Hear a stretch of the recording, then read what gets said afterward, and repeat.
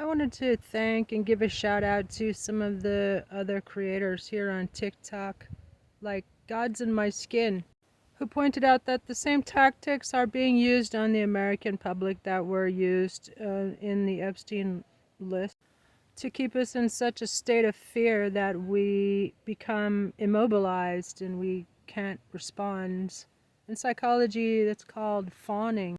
It's one of the responses to narcissists. And I wanted to point out to the American public that Diaper Donald is what's called a malignant narcissist. And there's Harry Siegel, Dr. Harry Siegel, psychiatrist who actually works with the psychiatrist who developed theory of how Schindler's psychology was dominated by this malignant narcissism. And Dr. Siegel talks about how a regular narcissist would have a lack of empathy.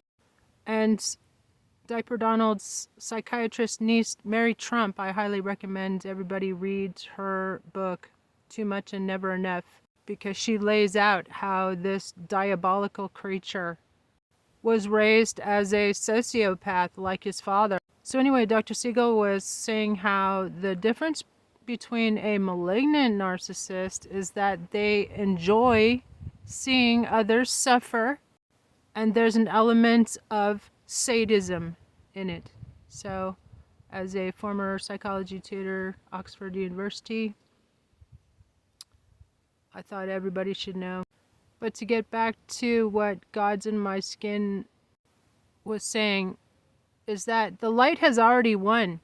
So if you get into a feeling of depression and powerlessness, just stop, pause, take a breath, and do what's called in psychology circles reframe the situation.